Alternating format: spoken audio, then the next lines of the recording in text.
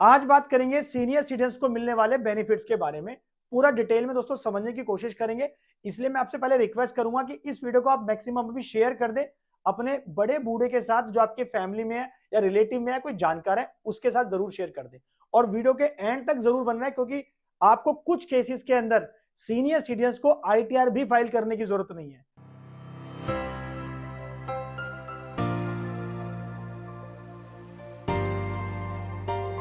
नमस्कार, मैं दीपक बैसला आपका स्वागत करता हूं हमारे YouTube चैनल पर। दोस्तों, चैनल पर नए हो तो वीडियोस को लाइक करें, शेयर करें और मुझे मोटिवेट करने के लिए चैनल को सब्सक्राइब जरूर कर ले। नीचे लाल बटन उसको दबाएं ताकि ऐसे वीडियो आपको टाइम टाइम पे मिलती रहे। और बाकी सोशल मीडिया प्लेटफॉर्म पे आप हमें फॉलो कर सकते हैं, सबका लिंक आपको डिस्क्रिप्शन में मिल जाएगा। क्लिक करके ज्वाइन कर लेना, क्योंकि वहां पे आपको मिलती रहेंगी अपडेट्स फाइनेंस और taxation. So guys, benefit discuss करने से पहले आपको मैं बता दूं कि यहाँ पे सीनियर सिटीजन्स का मतलब क्या है। देखिए, इनकम टैक्स लॉ के हिसाब से सीनियर सिटीजन को यहाँ पे 3 कैटेगरी के अंदर रखा गया है। सीनियर सिटीजन का मतलब क्या है? जिसकी उम्र 60 साल या उससे ज्यादा की है, उसको हम सीनियर सिटीजन बोलेंगे। और दोस्तों, दूसरा हमारे पास यहाँ पे कैटेगरी आती है जिनकी उम्र 80 साल या उससे ज्यादा है, तो यहाँ पे उनको नाम दिया गया है सुपर सीनियर सिटीजन।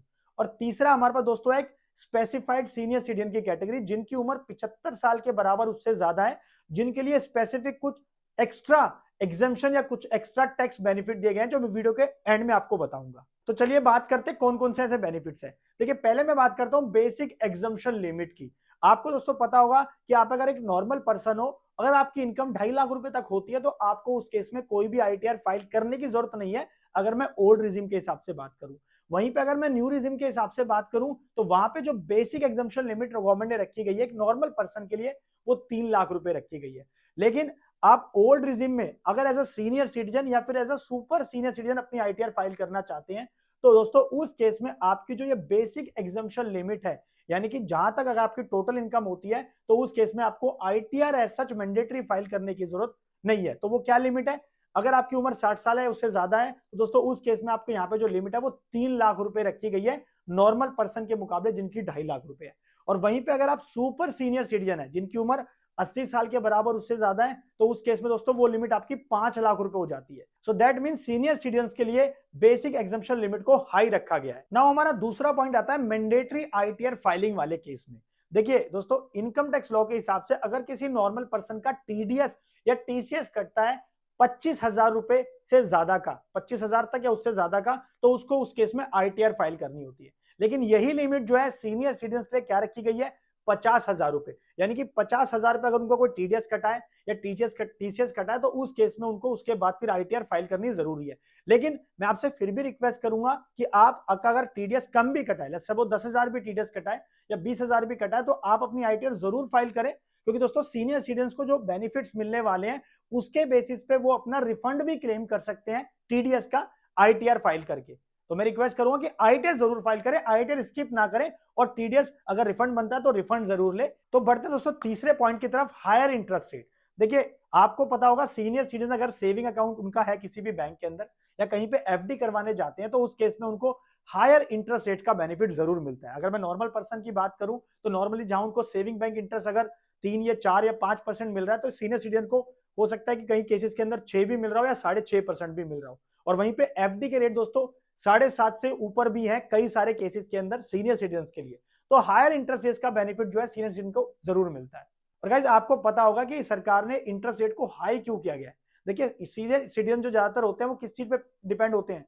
क्योंकि उन रिटायर हो जाते हैं तो अपनी पेंशन पे या फिर अपनी इंटरेस्ट इनकम पे, जो उनकी सेविंग अकाउंट से आती है फिर किसी एफडी से आती है। So next point is medical expenditure को लेकर। अगर सीनियर सिटीजन एज अ आप जो है अपना मेडिकल प्रीमियम पे करते हैं या फिर आप मेडिकल खर्चे करते हैं, तो उस केस के अंदर आप प्रीमियम पे कर रहे हैं तो 50,000 रुपए तक का प्रीमियम का आईटीआर में अपनी डिडक्शन क्लेम कर सकते हो, बेनिफिट ले सकते हो। और दोस्तों वही जो लिमिट है एक नॉर्मल पर्सन के लिए, वो 25,000 रुपए रखी गई है। और सीनियर सिटीजन में दोस्तों क्या रखा गया? साथ में अगर आप मेडिकल खर्चा करते हो, मेडिकल एक्सपेंसेस करते हो, अगर आप मेडिकल प्रीमियम पे नहीं कर रहे लेकिन मेडिकल खर्चा कर रहे हो, ऑब्वियसली दोस्तों मेडिकल खर्चे ज्यादा होते हैं एक सीनियर सिटीजन के, जिनकी उम्र ज्यादा हो जाती है, बड़े बूढ़े जो हमारे होते हैं, उनके मेडिकल खर्चे ज्यादा होते हैं, क्योंकि उनको थोड़ी बीमारी लगने के ज्यादा चांसेस होते हैं। तो इसीलिए उन पे पर जो गवर्नमेंट ने यहाँ पे जो फैसिलिटी दी है वो मेडिक्लेम की दी गई है, कि मेडिकल प्रीमियम जो नॉर्मल पर्सन अगर 25,000 तक देता है तो बेनिफिट लेता है, लेकिन सीनियर सिटीजन के लिए अगर वो 50,000 तक का प्रीमियम देता है तो वो पूरा 50,000 का बेनिफिट वहां पे ले सकता है। और इसके अलावा अगर वो खर्चा कर रहे हैं अपने मेडिकल खर्चे ट्रीटमेंट के ऊपर खर्चा कर रहे हैं तो उस केस में भी वो 50,000 तक का बेनिफिट ले सकते हैं। नेक्स्ट है हमारा सेक्शन 80 टीटीबी जो स्पेसिफिकली सीनियर सिटीजन के लिए बना हुआ है। दोस्तों आपको जैसे मैंने बताया कि सीनियर सिटीजन को स्पेशली इनकम कहां से होती है, इंटरेस्ट की इनकम होती है, पेंशन की इनकम होती है। तो इंटरेस्ट की उनकी डिडक्शन के लिए सरकार ने लिमिट दे रखी है 50,000 रुपए। इसका मतलब अगर सीनियर सिटीजन को इंटरेस्ट मिल रहा है, कहां से, सेविंग अकाउंट से मिल रहा है या एफडी से इंटरेस्ट मिल रहा है, तो वो वहां पे 50,000 रुपए तक का डिडक्शन क्लेम कर सकते हैं सेक्शन 80 टीटीबी के अंदर। अगर मैं नॉर्मल पर्सन की बात करूं तो नॉर्मल पर्सन को सिर्फ सेविंग बैंक अकाउंट के इंटरेस्ट के ऊपर सेक्शन 80 टीटीए के हिसाब से सिर्फ कितना बेनिफिट मिलता है, 10,000 रुपए का। अगर किसी सीनियर सिटीजन को क्या मिल रहा है, सेविंग बैंक अकाउंट से सपोज इंटरेस्ट मिल रहा है 15,000 का और साथ में उसको एफडी से कितना मिल रहा है इंटरेस्ट, लेट्स सपोज 55,000 का, तो टोटल कितना हो गया 70,000 रुपए। तो दोस्तों 70,000 रुपए उसका टोटल इनकम में ऐड हो जाएंगे। अब 50,000 रुपए उनको बेनिफिट मिल जाएगा 80 टीटीपी के अंदर, तो यानी कि उनका जो 20,000 है सिर्फ वही टैक्सेबल होगा इनकम टैक्स लॉ के हिसाब से। नेक्स्ट हमारे पास है न्यू रिजिम का बेनिफिट। देखिए 7 लाख तक की इनकम पे तो सरकार ने अभी न्यू रिजिम के हिसाब से कोई भी टैक्स नहीं लगाया है दोस्तों। बेसिकली टैक्स तो लगाया है लेकिन सेक्शन 87A की रिबेट मिल जाती है हम सबको कि 7 लाख पे जो भी टैक्स बना उसको एग्जेम्प्ट कर देंगे 87A की रिबेट देके। तो ये रिबेट का ऑप्शन भी न्यू टैक्स रिजिम में सीनियर सिटीजन उठा सकते हैं 7 लाख तक की इनकम तक। नेक्स्ट है हमारे पास हाई टीडीएस लिमिट। दोस्तों जैसे मैंने बताया कि सीनियर सिटीजन को इंटरेस्ट की इनकम होती है, अब बैंक उस पे जो है जो सेविंग अकाउंट का इंटरेस्ट दे रहा है या जो भी एफडी पे इंटरेस्ट दे रहा है, रिकरिंग डिपॉजिट करा रखा है, पोस्ट ऑफिस में उनका कोई डिपॉजिट है उस पर उसको इंटरेस्ट मिल रहा है सीनियर सिटीजन को, तो दोस्तों उस केस में बैंक को टीडीएस काटना होता है। अब सरकार ने यहीं पे सहूलियत दी है, अगर एक नॉर्मल पर्सन का टीडीएस काटता है बैंक एफडी के इंटरेस्ट पे तो वो क्या लिमिट है 40,000 रुपए तक, यानी कि उसको पूरे साल में नॉर्मल पर्सन को 40,000 तक या उससे ज्यादा का इंटरेस्ट मिल रहा है तो उस पर टीडीएस कटता है सेक्शन 194A के हिसाब से। अब यही दोस्तों जो लिमिट है सीनियर सिटीजन के लिए वो कितनी रखी गई है 50,000 रुपए, यानी कि पूरे साल में जो उनको ब्याज मिल रहा है, इंटरेस्ट मिल रहा है, तो बैंक टीडीएस कब काटेगा जब 50,000 से ज्यादा इंटरेस्ट जो है वो पेमेंट करेंगे सीनियर सिटीजन को। तो यहाँ पे एक एक्स्ट्रा बेनिफिट दिया गया है सीनियर सिटीजन के लिए। नेक्स्ट हमारे पास है सेक्शन 80 डीडीबी जिसके अंदर स्पेसिफाइड डिजीज के केस में जो भी मेडिकल खर्चा होता है, एक नॉर्मल पर्सन के लिए जो यहाँ पे लिमिट रखी गई है वो 40,000 है, लेकिन सीनियर सिटीजन दोस्तों यहाँ पे 1 लाख रुपए रखी गई है। लेकिन क्या बात ध्यान रखनी है कि आपके पास डॉक्यूमेंट प्रूफ जरूर होना चाहिए, यानी कि जो भी आपने डिजीज के खर्चे पे करे हैं, जो भी बिल्स आपके पास यानी कि प्रॉपर हैंडी होने चाहिए, तो ही आप उनका बेनिफिट ले सकते हो। नेक्स्ट है स्टैंडर्ड डिडक्शन।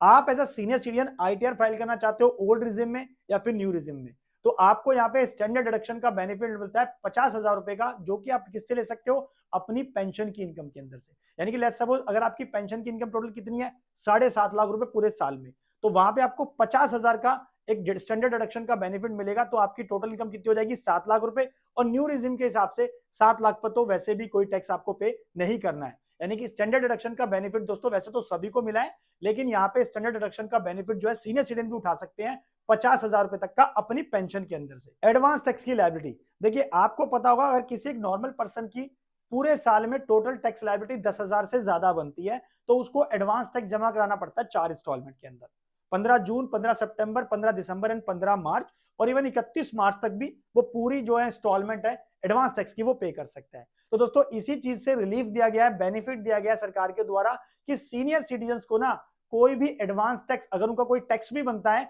तो उनको कोई भी एडवांस टैक्स पे करने की जरूरत नहीं है। और दोस्तों आपको पता होगा कि अगर आपकी टैक्स की लायबिलिटी बनती है एडवांस टैक्स की और आप उसको डिले पेमेंट करते हो, यानी कि आपने या तो एडवांस टैक्स जमा नहीं कराया, तो एक नॉर्मल पर्सन के केस में जब वो आईटीआर फाइल करेगा तो दोस्तों उस केस में उसको वहां पे इंटरेस्ट देना पड़ेगा सेक्शन 234B और सेक्शन 234C का, जिसकी वजह से उसको हायर टैक्स गवर्नमेंट को पेनल्टीज और इंटरेस्ट पे करना पड़ेगा। लेकिन इसी चीज को ध्यान में रखते हुए रिलैक्सेशन दिया है सीनियर सिटीजन के लिए कि उनको जो है एडवांस टैक्स उनके ऊपर एप्लीकेबल नहीं होगा और एडवांस टैक्स की लायबिलिटी ना तो उनको निकालने की जरूरत है ना ही पेमेंट करने की जरूरत है। Last but not the least, जो मैंने बताया था आपको वीडियो के स्टार्टिंग में कि अब सीनियर सिटीजन को आईटीआर फाइल करने की कोई जरूरत नहीं है। दोस्तों मैं बात कर रहा हूं स्पेसिफाइड सीनियर सिटीजन के बारे में, जो मैंने वीडियो स्टार्टिंग में बोला था आपको, जिनकी उम्र 75 साल या उससे ज्यादा है, तो उनके लिए सरकार ने सेक्शन 194P गवर्नमेंट लेके आई थी दोस्तों, जिसके अंदर अंतर्गत क्या बताया था कि अब सीनियर सिटीजन को खुद अपनी आईटीआर फाइल करने की जरूरत नहीं है, क्योंकि अगर वो किसी प्रोफेशनल से भी आईटीआर फाइल कराएंगे तो उस केस में उनको फीस पे करनी पड़ेगी, तो उस केस में बैंक उनकी जो है आईटीआर फाइल करेगा। लेकिन दोस्तों कंडीशन क्या है, एक तो उम्र उनकी क्या होनी चाहिए 75 साल या उससे ज्यादा, दूसरी उनकी सिर्फ इंटरेस्ट इनकम और पेंशन इनकम होनी चाहिए, और तीसरा दोस्तों वो जो उनकी इनकम आ रही है उसी बैंक में, एक स्पेसिफाइड बैंक के अंदर होनी चाहिए। ऐसा नहीं कि उनकी मल्टीपल बैंक्स के अंदर इनकम आ रही है, एक ही स्पेसिफिक बैंक में जिनमें उनकी पेंशन आ रही है, तो उसी बैंक से अपनी आईटीआर जाके वो भरवा सकते हैं। फॉर्म 12BB उनको यहाँ पे 12BB यहाँ पे भरवाना पड़ेगा बैंक से। हम उनको डिटेल उनको वहां भरनी पड़ेगी, डिटेल देनी पड़ेगी, जिसके बेसिस पे बैंक खुद ही उनकी आईटीआर फाइल कर देगा। दोस्तों इसको पूरा वीडियो में डिटेल में समझेंगे हम नेक्स्ट वीडियो के अंदर।